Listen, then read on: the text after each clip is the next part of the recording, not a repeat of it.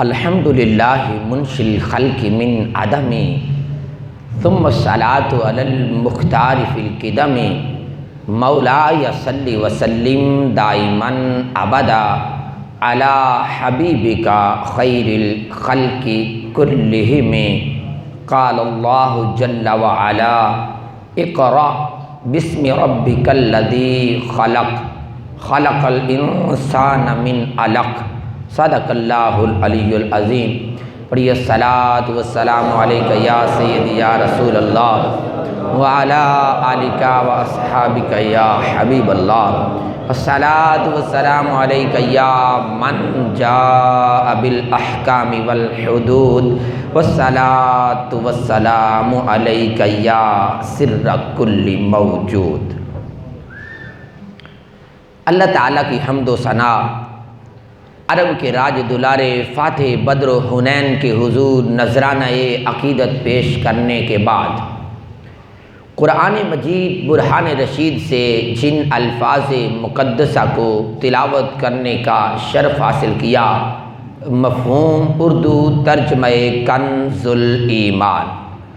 پڑھیے اپنے رب کریم عز و جل کے نام سے جس نے انسان کو پیدا فرمایا۔ اور الگ کا لفظ بہت زیادہ تشریح چاہتا ہے، اس لیے میرا آج کا موضوع لفظ اقرا ہی ہوگا صرف، پھر کبھی انشاءاللہ الذی اکرم بالخلق پر بھی گفتگو ہوگی، لیکن آج لفظ اقرا پر ہی گفتگو ہوگی، کیونکہ ہمارے پاس ہمارے مصطفیٰ صلی اللہ علیہ وسلم جو شریعت لے کر آئے اس شریعت کی ابتدا اس لفظ سے ہوئی ہے۔ پیار سے تو بولے نا۔ یہ قرآن جو ہمارے پاس موجود ہے یہ شریعت محمدی کا نسب العین ہے اور نصاب ہے۔ نبی مکرم صلی اللہ علیہ وسلم اللہ کے رسول ہیں۔ اب سے پہلے تک ہم جتنی تقاریر کر چکے وہ نبی مکرم کی نبوت کے وصف پر گفتگو تھی، آج ہم رسالت مصطفیٰ پر گفتگو کریں گے۔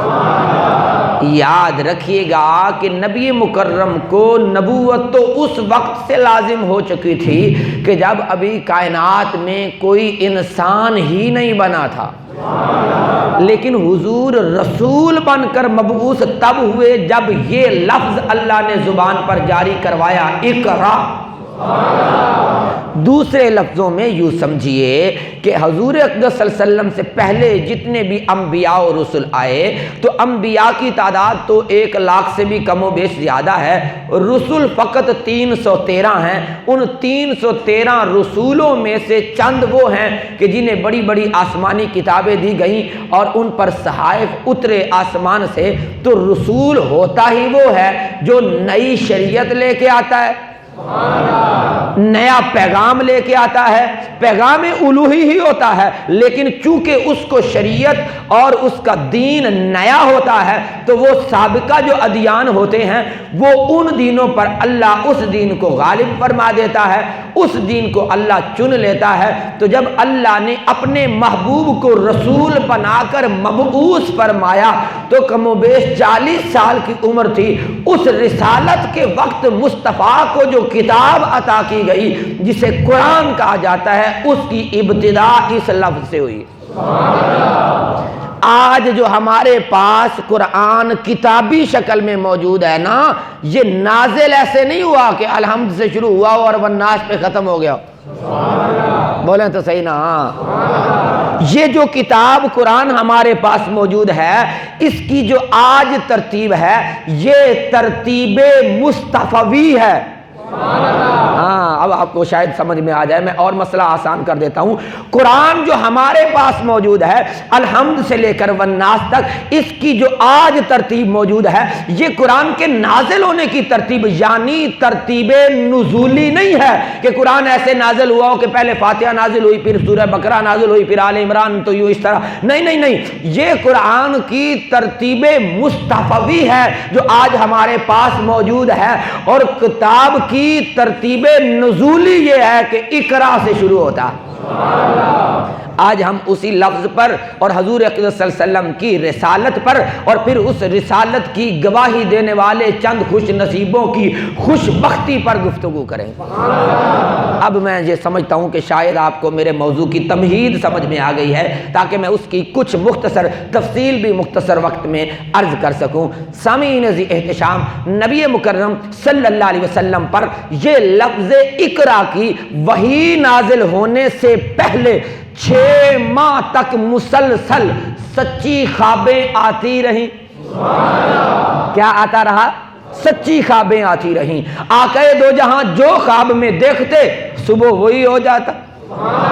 تو وہی پہلی وحی کے نزول سے قبل اللہ نے اپنے محبوب کے دل میں القاء فرمانا شروع کر دیا تاکہ دل مصطفیٰ کلام خدا کے متحمل ہو جائے، کلام خدا کو قبول کرے۔ خلاق ازل چاہتا تھا کہ میرا مصطفیٰ 6 ماہ تک یہ جو کلام ہے نا اللہ کا، یہ بڑی ثقالت رکھتا ہے، یہ بڑا ثقیل کلام ہے، انسان میں اتنی طاقت نہیں کہ وہ اللہ کے کلام کو اپنے سینے میں جگہ دے سکے۔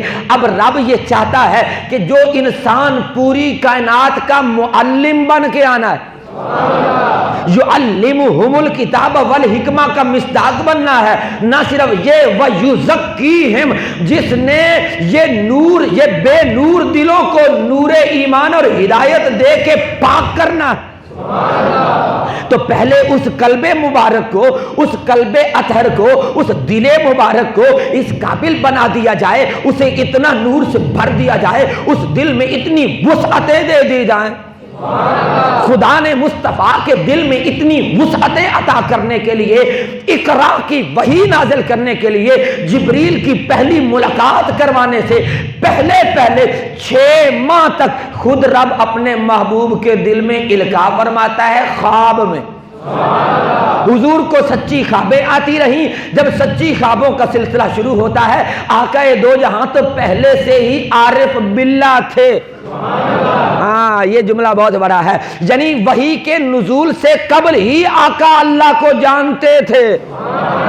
یہ نہ سمجھیے کہ جب حضور کو یہ اعلان کا حکم ہوا کہ محبوب اپنے قریبی رشتہ داروں کو ڈرائیے، اللہ کا پیغام سنائیے، اسلام کی طرف بلائیے، تو تب رسول کو پتا چلا کہ میرا خدا ہے اور وہ اللہ ہے۔ نہ نہ نہ، آقا دو جہاں وحی کے نزول سے قبل ہی عارف باللہ تھے۔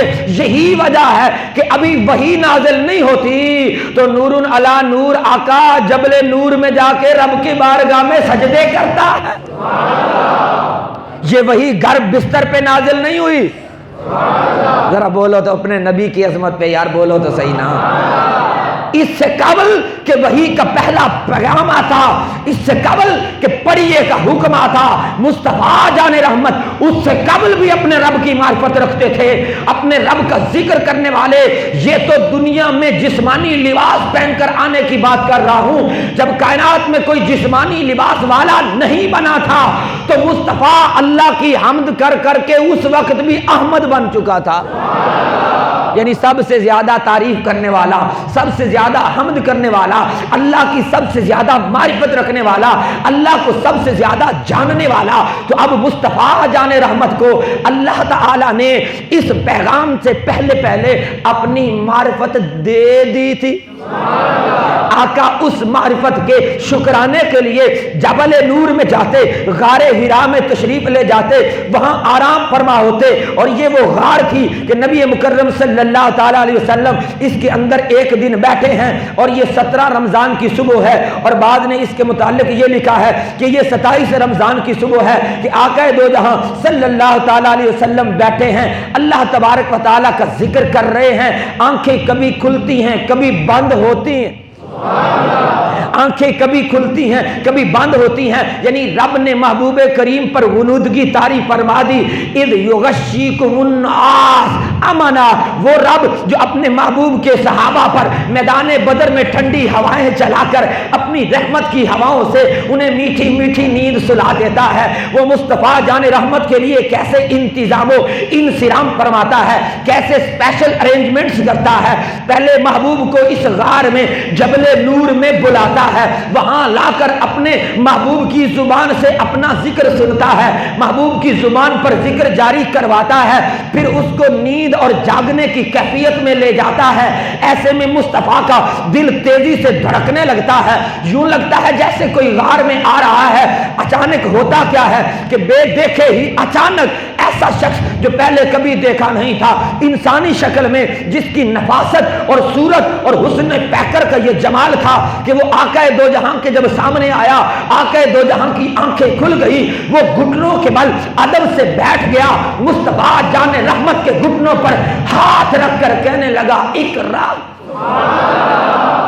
آقا پڑھیے۔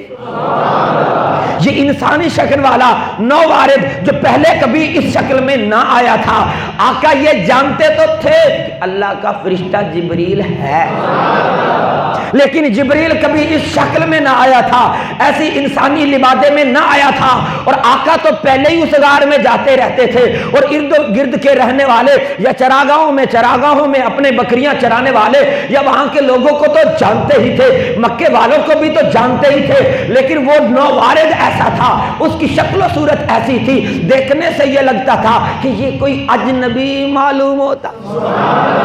وہ کہنے لگا اقرا پڑھیے۔ آقا یکسر غنودگی سے بیدار ہوتے ہیں، انسان کے لبادے میں اچانک ایک شخص کو دیکھتے ہیں اور وہ بھی اجنبی ہے، آقا چونکے، ابھی کچھ بڑا نہیں ہے، وہ پھر کہتا ہے اقرا پڑھیے۔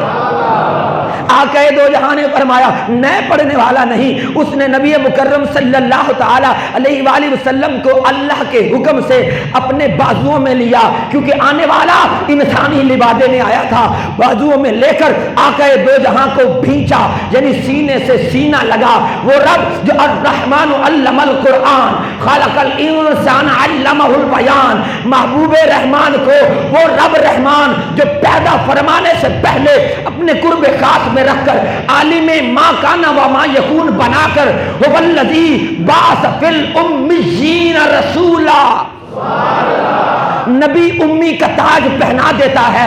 اب وہ رب امت مسلمہ کی ہدایت کے لیے، رہنمائی کے لیے، ان کے دل میں علم کی محبت کو ڈالنے کے لیے، ان کے دل میں استاد کی قدر کو ڈالنے کے لیے، ان کے دل میں کسی پڑھانے والے کی عظمت اور اس کے لیے کسی آنے والے کو پہچاننے کے لیے یہ پیغام بناتا ہے۔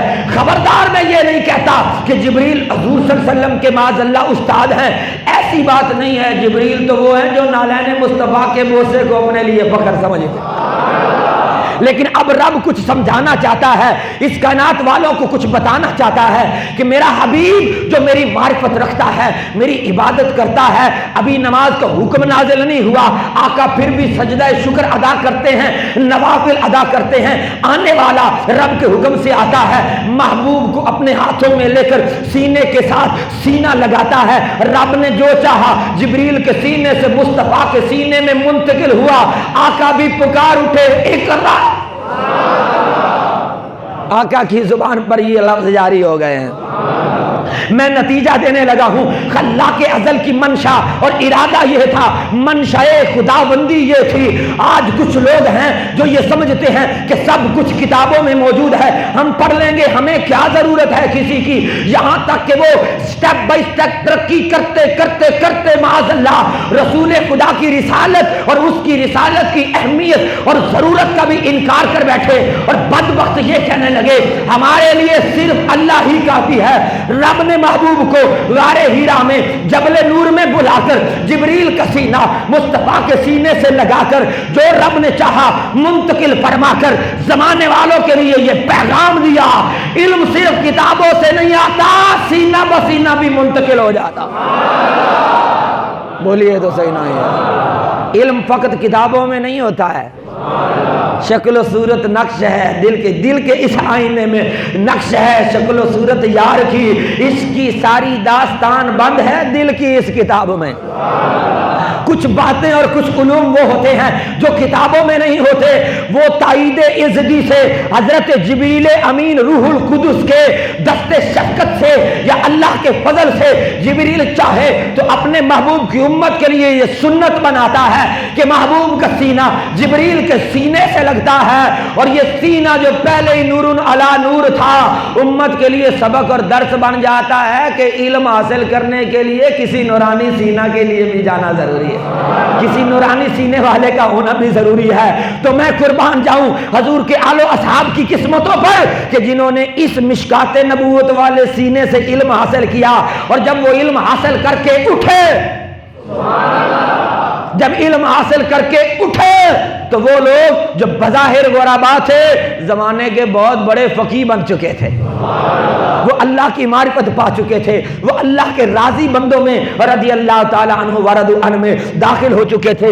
آقا دو جہاں صلی اللہ تعالی علیہ وآلہ وسلم نے بھی ہولے ہولے لب کھولے، ہونٹ ہیلے، رحمت والے منہ مبارک سے پھول جھڑنے لگے، الفاظ ترتیب فرمائے اقرا۔ اب چونکہ جو آنے والا تھا وہ تو ملکوتی مقدس پیغام لے گیا ہے، نہیں سمجھے، بڑا مشکل لفظ ہے، آسان کر دیتا ہوں۔ ملکوتی مقدس پیغام ملک فرشتے کو کہتے ہیں، لانے والا ملک فرشتہ، اور لانے والا پیغام ایسا ہے جو صرف فرشتہ ہی لا سکتا ہے، اور پیغام بھی کوئی عام نہیں، مقدس ترین پیغام ہے۔ جب آقا دو جہاں نے رب کریم کا نام لیا، اقرا پڑھا، اگلی یہ 5 آیات کریمہ سورۃ العلق کی پڑھی، آقا دو جہاں نے پڑھا جس کا ترجمہ یہ ہے، پڑھیے اس خدا کا نام لے کر جس نے انسان کی تخلیق جمے ہوئے خون کی پھٹکی سے کی۔ آپ کا رب کرم فرمانے والا ہے جس نے قلم کے ذریعے علم سکھایا انسان کو، اور وہ علم بتایا جو انسان نہ جانتا تھا۔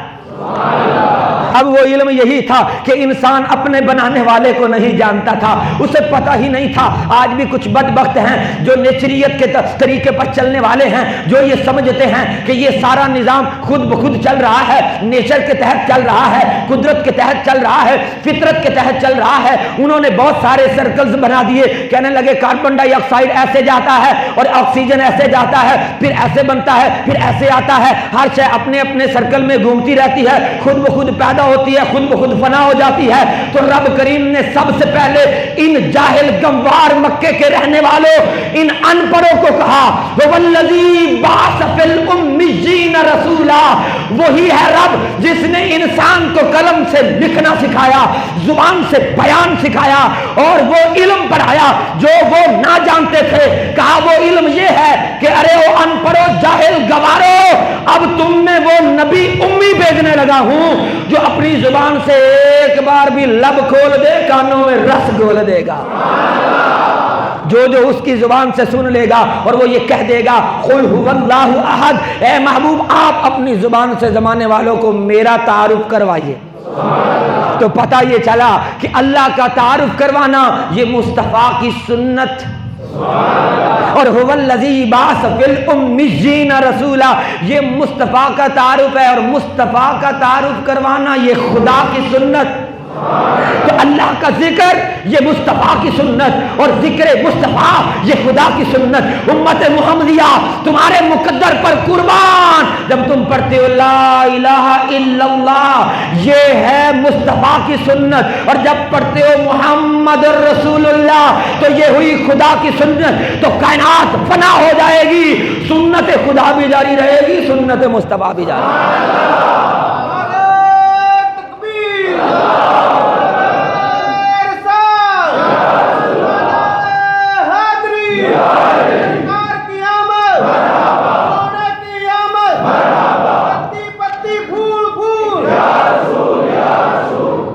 ذرا سمجھیے، میں بات جلدی جلدی اختتام کی طرف لے جانے لگا ہوں۔ جمعۃ المبارک میں اتنا وقت نہیں ہوتا ہے۔ نبی دو جہاں صلی اللہ علیہ وسلم یہ ملکوتی مقدس پیغام جو رب کی طرف سے آیا تھا اس سے لیتے ہیں، جب گھر کی طرف جا رہے ہیں۔ اب پہلی بار کلام الہی اس حال میں آیا ہے کہ آقا دو جہاں کا جو جسم مقدس ہے اس پر کپ کپی طاری ہو چکی ہے۔ آقا دو جہاں گھر میں تشریف لے جاتے ہیں۔ اب آقا دو جہاں کی گھر والی ام المومنین سیدہ خدیجہ کا کردار شروع ہو جاتا ہے۔ میں آپ کو آج یہی بتانا چاہتا ہوں کہ کوئی بھی کامیاب انسان ہو نا تو اس کے ساتھ ایک کامیاب عورت بھی ہوتی ہے. کبھی وہ ماں کی شکل میں ہوتی ہے, کبھی وہ بہن کی شکل میں ہوتی ہے, کبھی وہ زوجہ کی شکل میں ہوتی ہے, کبھی وہ بیٹی کی شکل میں ہوتی ہے. اور یہ یاد رکھیے گا, بیٹی کافر کی بھی ہو تو بیٹی ہی ہوتی ہے. اس تو وڈی اور جی کی ہوندی ہے, تھی پاویں کافر دی بھی ہوئے ہو تو تھی ہوندی ہے. تو اے امت مسلمہ, آج بھی اپنی آنکھوں میں مصطفیٰ جان رحمت کے صدقے حیا بٹھاؤ تو انشاءاللہ تو ہماری مائیں بہنیں اور بیٹیاں ہمارے دینی کاموں میں ہماری مددگار بن جائیں گی. اب مصطفیٰ جان رحمت کا وقت شروع ہوتا ہے. آقا وہ ملکوتی پیغام مقدس آگے بڑھانا چاہتے ہیں, لیکن اب گھر میں آئے ہیں. یاد رکھیے گا, جب کوئی انسان کوئی دعویٰ کرتا ہے تو سب سے پہلے ہرڈل, مشکل, آزمائش کا سامنا گھر سے شروع ہو سکتا ہے. لیکن اگر گھر والوں کے سامنے آپ کا کردار ایسا ہو کہ وہ ساری زندگی آپ کی تعریفیں ہی کرتے نہ تھکے, تو پھر وہ آپ کے پیغام کو کبھی جھٹلا نہیں سکتے, آپ کے مشورے اور آپ کے ڈیسیجن پر کبھی انگلی نہیں اٹھا سکتے. پھر وہ یہی کہتے ہیں, کروں تیرے نام پہ جاں فدا. تو میں یہ کہنا چاہتا ہوں, اے امت مسلمہ, جب بات آ جائے نبی کی عزت کی, جب بات آ جائے دین محمدی کی ناموس کی, جب بات آ جائے اللہ تعالیٰ کی عزت اور ناموس کی, تو پھر عقل قربان کن بپیش مصطفیٰ. تو پھر عقل سے فیصلے نہیں ہوتے, عشق اپنے فیصلے آپ کروا لیتا ہے. تو آقا دو جہاں گھر تشریف لاتے ہیں, دل کی دھڑکن تیز ہو چکی ہے. آقا دو جہاں تشریف لائے, چارپائی پر لیٹنے کا ارادہ ہے. سیدہ خدیجہ مزمل والی چادر اڑا دیتی ہیں, کالی کالی چادر آقا دو جہاں نے اڑا دی ہے. اور آقا تشریف فرما ہے. ایک تو پیغام وہ تھا جو جبل نور میں ملا, ابھی آقا گھر پہ لیٹے ہیں, آ کر تشریف فرما ہے. دل تیزی سے دھڑک رہا ہے, جس میں مبارک پر کپ کپی ہے کہ اللہ کا کلام بڑا عظمت والا ہے. تو اس کلام کو مصطفیٰ جان رحمت کا سینہ قبول کر چکا ہے. یہ جسم مبارک اور جسمانی لبادہ اللہ کے فضل سے یہ بھی اس بات کا متحمل ہے کہ اس کلام کی لذت سے جھوم رہا ہے, اس کلام کی لذت سے شاد کام ہو چکا ہے. ایسے میں رب کریم عز و جل نے کرم فرمایا, صبح صادق کا وقت تھا تو تانبے کے گھڑے جیسے ایک گھڑیال کے بجنے کی, ایک گھنٹی کے بجنے کی آواز پیدا ہو جاتی ہے. آقا دو جہاں کی آنکھیں کھل جاتی ہیں, ماتھے پر پھر پسینہ آ جاتا ہے, جسم بھاری فولاد جیسا وزنی ہو جاتا ہے. اور جبریل امین پھر آقا کے پاس کھڑے ہو کر کہتے ہیں, یا ایھا المدثر, اے چادر اوڑھنے والے گھبرائیے نہ, کھڑے ہو جائیے. قم فانذر, کھڑے ہو جائیے اور زمانے والے کو بتائیے, ھذا ما یبعثہ اللہ رحمۃ للعالمین. وہ آپ کی 12 سال کی عمر میں جب آپ ملک شام میں اپنے چچا جناب ابو طالب کے ساتھ تجارتی قافلے میں گئے تھے, تو بصرہ شہر کے اندر بحیرہ راہب نے جب آپ کے سر پر درخت کا سایہ دیکھا تھا اور بادل کا سایہ دیکھا تھا, اور جس درخت کے نیچے آپ بیٹھے تھے, بحیرہ یہ سمجھ گیا تھا کہ آج تک اس درخت کے نیچے کوئی نبی کے علاوہ غیر نبی نہیں بیٹھا ہے. تو وہ 12 سال کے محمد بن عبداللہ کو دیکھ کر پکار اٹھا تھا, زمانے والوں سنو, یہ بچہ کوئی عام نہیں, ھذا ما یبعثہ اللہ رحمۃ للعالمین. یہی وہ ہے جسے اللہ سارے جہان والوں کے لیے رحمۃ للعالمین بنا کے بھیجے گا.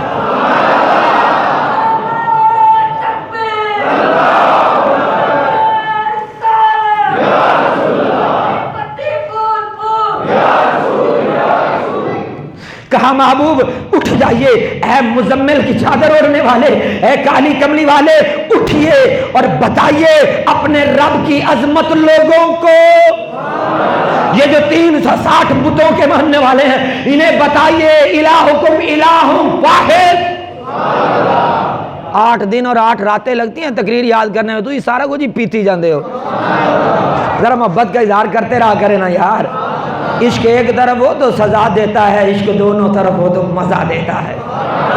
آقا دو جہاں پر اب دوسری سورت کی چند آیاتیں یا ایھا المدثر نازل ہو گئی ہے.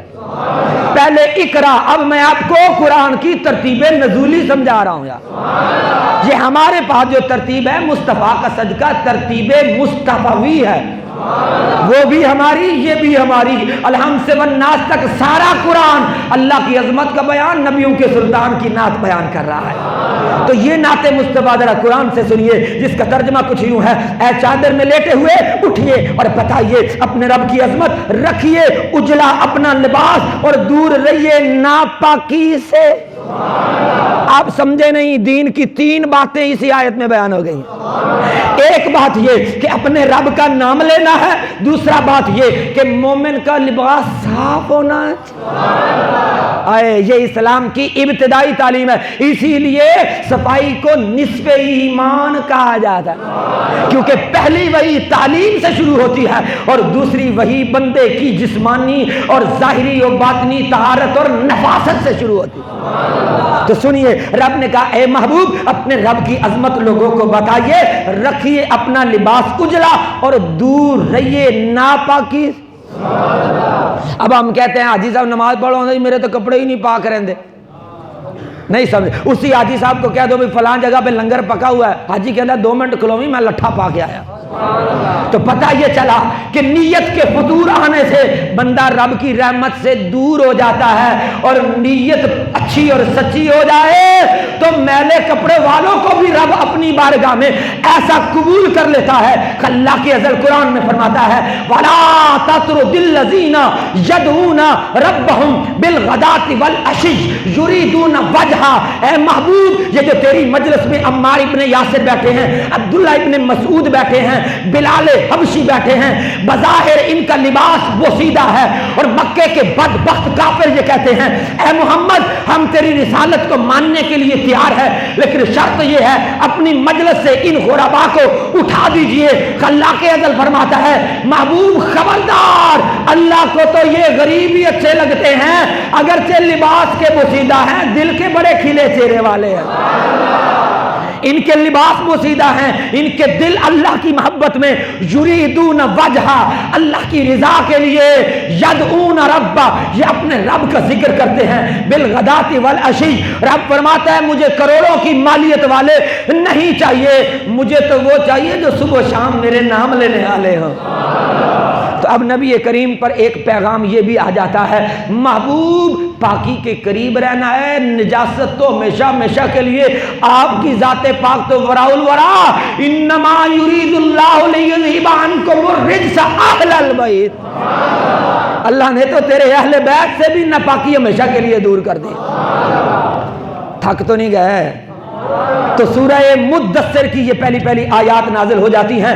سیدہ خدیجۃ الکبریٰ دیکھتی ہیں آقا دو جہاں صلی اللہ تعالیٰ علیہ وسلم کے چہرہ انور پر وجد کے آثار ہیں، کپ کپاہٹ ہے، لگتا ہے کوئی انجانا شدید دباؤ محسوس کر رہے ہیں. سیدہ کہنے لگی آقا گھبراتے کیوں ہیں؟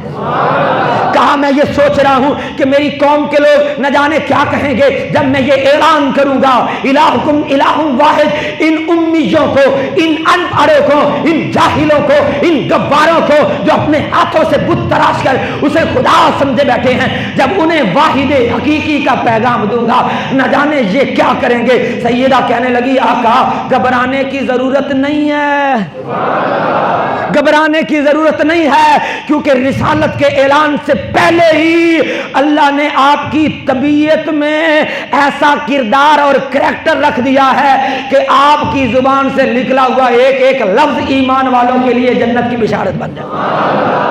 اب سیدہ اپنے آقا دو جہاں صلی اللہ علیہ وسلم کا ڈھارس بندھانے کے لیے آپ کا وصف بیان کرتی ہیں، آقا کا میلاد بیان کرتی ہیں، آپ کی شانیں بیان کرتی ہیں، حضور کے سامنے بیٹھ کر حضور کا ذکر کرتی ہیں، حضور کی ڈھارس بجاتی ہیں. چاہیے تو یہی کہ جب بندہ مومن اٹھتا ہے نماز پڑھنے کے لیے جاتا ہے، بیوی بھی دوڑ کے آئے، اس کے لیے وضو کا لوٹا رکھے، اس کی خدمت گار بنے، تاکہ جب وہ جنت میں جائے تو بیوی کا بھی بیٹا.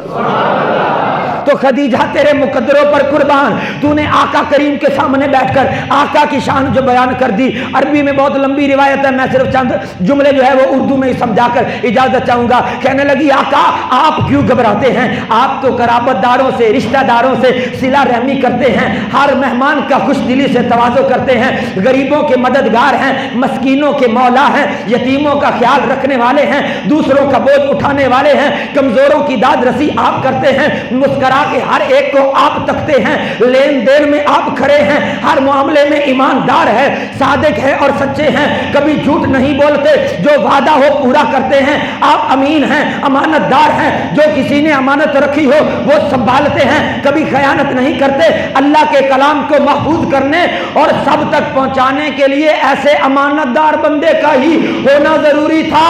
مبارک ہو جس لمحے کا مجھے انتظار تھا وہ آ گیا ہے، مبارک ہو جس لمحے کا مجھے انتظار تھا وہ آ گیا ہے۔ اور اس سے آگے تقریر اگلے جمعے ہوگی کہ وہ کیا لمحہ تھا جس کا سیدہ انتظار کر رہی تھی۔ میں تھوڑا سا اوور ویو دینا چاہتا ہوں۔ وہ لمحہ یہ ہے کہ جب سیدہ خدیجہ نے آقا دو جہاں کو اپنے کاروبار میں اپنا مال بیچنے کے لیے بھیجا تھا تو ساتھ اپنے غلام میسرہ کو بھی بھیجا تھا، تو اس غلام نے اپنی آنکھوں سے جو کمالات دیکھے تھے اس نے آ کر خدیجہ رضی اللہ تعالی عنہا کو بتائے، تو پھر انہوں نے اپنے چچا زاد بھائی ورقہ بن نوفل کو بتائے، تو انہوں نے کہا تھا خدیجہ وہ آخری نبی جس نے آنا تھا وہ اس محمد کے سوا اور کوئی نہیں ہو سکتا۔